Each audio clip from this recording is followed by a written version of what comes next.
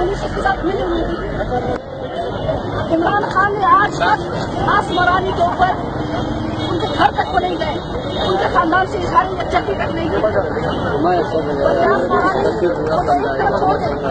4 साल जो आसमा है उसके घर में बादशाह नहीं गए।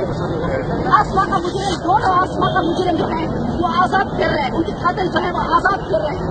कहाँ है PTI मुर्दाबाद, PTI मुर्दाबाद, PTI मुर्दाबाद, PTI मुर्दाबाद, पेंशन खटक मुर्दाबाद, पेंशन खटक मुर्दाबाद। खटक कहता है कि ऐसे वाकयात तो होते रहते हैं। माशाल्लाह जो उनकी स्टेटमेंट मैंने देखी उसका तो सुप्रीम कोर्ट को उनको नाअहल करना चाहिए, हयात उनको नाअहल करना चाहिए।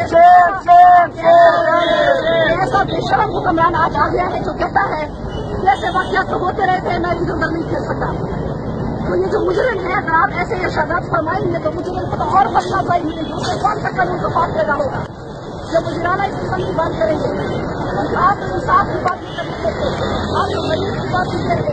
कहाँ है वो तब्दील के लोग काम सरकारी हेलीकॉप्टर में तो वो लड़कियां तो जा सकते हैं, लेकिन आसमान और आसमान की तरफ नहीं जा सकते।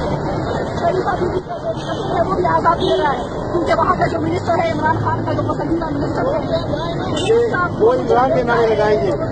क्या तेरा शो इमरान, वो इमरान, वो इमरान, तेरा शो इमरान, वो इमरान, वो इमरान, तेरा शो इमरान, वो इमरान, वो इमरान, तेरा शो इमरान, वो इमरान, वो इमरान, तेरा शो इमरान, वो इमरान, वो इमरान, तेरा शो इमरान, वो इमरान, वो इमरान। आखिर में यहाँ पे ये सब मखलूक की आवाज है, पूरे पाकिस्तानियों की आवाज है, ये सिर्फ एक वाली की आवाज नहीं है। बिल्कुल ये आसमानी कातिलों को जो है पकड़ा जाए,